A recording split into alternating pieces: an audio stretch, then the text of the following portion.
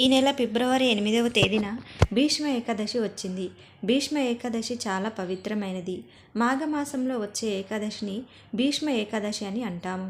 ఈ పవిత్రమైన ఏకాదశి శనివారంతో కలిసి వచ్చింది. మాఘమాసంలో వచ్చిన ఈ ఏకాదశి శనివారంతో కలిసి రావడం చాలా విశేషం.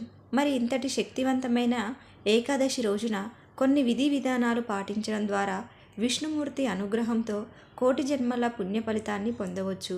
భీష్మ ఏకాదశి పూజ నియమాలు, పాటించవలసిన పరిహారాల గురించి ఈ వీడియోలో తెలుసుకుందాం. ఈ ఏకాదశి రోజున వెంకటేశ్వర స్వామిని పూజిస్తే ఈ సంవత్సరం అంతా అష్టైశ్వర్యాలతో జీవించవచ్చు. ఈ రోజున మీరు చేసే పూజలకు రెట్టింపు పుణ్య ఫలితం లభిస్తుంది. జీవితంలో డబ్బు కొరత ఏర్పడదు. మీ భర్త సంపాదన విపరీతంగా పెరిగిపోతుంది. అంతటి శక్తి ఈ భీష్మ ఏకాదశి పూజలకు ఉంటుంది. ఎందుకంటే ఈ ఏకాదశి రోజున కోటి దేవతలందరూ భూమిపైకి వస్తారట. కాబట్టి ఈ ఏకాదశి రోజున ఏ భక్తులైతే వెంకటేశ్వర స్వామిని పూజిస్తారో అలాంటి భక్తులపై కనక వర్షాన్ని కురిపిస్తారు. ఈ భీష్మ ఏకాదశి రోజున స్త్రీలు ఉదయాన్నే నిద్రలేచి తలస్నానం చేస్తే జన్మజన్మల దరిద్రమంతా తొలగిపోయి జన్మజన్మల అదృష్టం లభిస్తుంది. ముఖ్యంగా ఈ ఏకాదశి రోజున పసుపు రంగు వస్త్రాలను వేసుకుంటే చాలా మంచిది. ఏకాదశి రోజున వెంకటేశ్వర స్వామిని పూజించాలంటే వెంకటేశ్వర స్వామి పటానికి గంధం రాసి కుంకుమ బొట్లు పెట్టి పూలతో నిండుగా అలంకరించుకోవాలి. అన్నింటికన్నా ముఖ్యంగా మీ పూజ గదిలో ఉన్న వెంకటేశ్వర స్వామి చిత్రపటానికి తులసి మాలలు వేయండి. తులసి మాల వేయలేని వారు కొన్ని తులసి ఆకులను తుంచుకొని మీ పూజ గదిలో పెట్టుకోండి. అన్ని దీపాల కంటే పిండి దీపం చాలా శ్రేష్టమైనది. కాబట్టి ఈ శక్తివంతమైన ఏకాదశి రోజున పూజ గదిలో ఉన్న వెంకటేశ్వర స్వామి పటం ముందు 2 పిండి దీపాలు వెలిగించి స్వామివారికి పూజలు చేయండి. శనివారంతో కలిసి వచ్చిన ఏకాదశి నాడు ఎవరైతే పిండి దీపాలు వెలిగిస్తారో అలాంటి వారికి విపరీతమైన ధనం వరిస్తుంది. వెంకటేశ్వర స్వామి సంపూర్ణ అనుగ్రహం కలుగుతుంది. పిండి దీపం ఎలా తయారు చేసుకోవాలంటే కొంచెం బియ్యం పిండిని తీసుకొని అందులో కొన్ని పాలు అలాగే కొంచెం బెల్లం పొడి వేసి చపాతి ముద్దలాగా గట్టిగా కలిపి ఈ పిండితో ప్రమిదను తయారు చేసుకోండి. ఇలా పిండి దీపాన్ని వెలిగించి దీపానికి నమస్కారం చేసుకోండి. ఇక పూజలో నైవేద్యంగా ఒక చిన్న బెల్లం ముక్కను సమర్పించి ఓం గోవిందాయ నమ అనే మంత్రాన్ని 21 సార్లు జపించండి.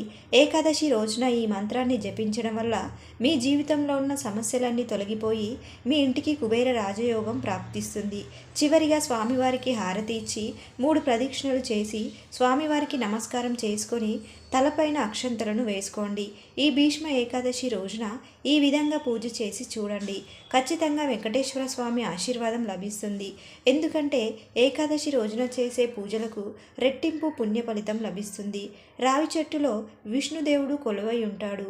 ముఖ్యంగా ఈ భీష్మ ఏకాదశి రోజున రావి చెట్టుకు చాలా దైవశక్తి ఉంటుంది. ఈ భీష్మ ఏకాదశి రోజున రావి చెట్టులో 33 కోట్ల మంది దేవతలు ఉంటారట. కాబట్టి ఏకాదశి రోజున రావి చెట్టును ముట్టుకొని నమస్కారం చేసుకుంటే కోటి జన్మల పుణ్యం లభిస్తుంది. రావి చెట్టు నీడలో నిలబడినా సరే జాతకంలో ఉన్న దోషాలన్నీ తొలగిపోయి అదృష్టం కలుగుతుంది. కాబట్టి ఏకాదశి రోజున ఎలాగైనా సరే రావి చెట్టును ముట్టుకొని కోటి దేవతల ఆశీర్వాదాన్ని పొందండి. అన్నింటికన్నా ముఖ్యంగా ఏకాదశి రోజున సాయంత్రం 4 దాటిన తర్వాత ఇంటి గుమ్మం ముందు 2 దీపాలు వెలిగించండి. ఏకాదశి రోజున సాయంత్రం సమయంలో ఎవరైతే ఇంటి గుమ్మం ముందు దీపాలు వెలిగిస్తారో అలాంటి ఇళ్లలో లక్ష్మీదేవి అడుగు పెడుతుంది. కాబట్టి ఈ భీష్మ ఏకాదశి రోజున మర్చిపోకుండా గుమ్మం ముందు దీపాలు వెలిగించండి. విశేషంగా ఈ భీష్మ ఏకాదశి రోజున వెంకటేశ్వర స్వామి దేవాలయానికి వెళ్ళి దీపం వెలిగించి ధ్వజస్తంభానికి ప్రదక్షిణలు చేస్తే మీ మనసులో ఏది కోరుకున్నా సరే ఆ కోరికలు వెంటనే నెరవేరుతాయి. ఎవరైతే డబ్బు సమస్యలో ఇబ్బంది పడుతున్నారో అలాంటి వారు ఈ భీష్మ ఏకాదశి రోజున తులసి మొక్కకు కొన్ని పాలు పోసి తులసి కోటలో ఒక నెయ్యి దీపం వెలిగిస్తే మీ డబ్బు కష్టాలన్నీ ఖచ్చితంగా తీరిపోతాయి. ఏకాదశి రోజున తలకు నూనె రాయకూడదు. ఈ రోజు తలకు నూనె రాస్తే ఆయుష్ తగ్గుతుందని నమ్మకం. ఏకాదశి రోజున పొరపాటును కూడా నలుపు రంగు వస్త్రాలను వేసుకోకూడదు. ఏకాదశి రోజున ఒక నిమ్మకాయను తీసుకొని మీ పూజ గదిలో పెట్టి వెంకటేశ్వర స్వామికి నమస్కారం చేసుకోండి. తర్వాత ఆ నిమ్మకాయను తీసి ఒక వస్త్రంలో మూట కట్టి మీ ఇంటి ముందు కట్టండి. ఇలా చేస్తే లక్ష్మీదేవి మీ ఇంట్లో స్థిర నివాసం ఉంటుంది. మీ జీవితంలో ఉన్న డబ్బు కష్టాలన్నీ తీరిపోతాయి. ఏకాదశి రోజున ఉపవాసం ఉంటే కోటి జన్మల పుణ్య ఫలితం లభిస్తుంది. ఈ రోజున ఉపవాసం ఉన్నవారికి అష్టదరిద్రాలన్నీ తొలగిపోయి కుటుంబంలో సుఖ సంతోషాలు చేకూరుతాయి. ఏకాదశి రోజున ఉపవాసం ఉండలేని వారు చింతపండు, ఉల్లిపాయ, వెల్లుల్లి, ముల్లంగి వంటి దుంపలను అలాగే కందిపప్పు తినకూడదు.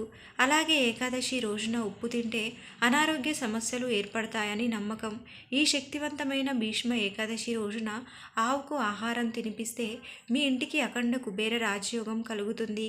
ఈ వీడియో మీకు నచ్చితే లైక్ చేసి సబ్స్క్రైబ్ చేసుకోండి.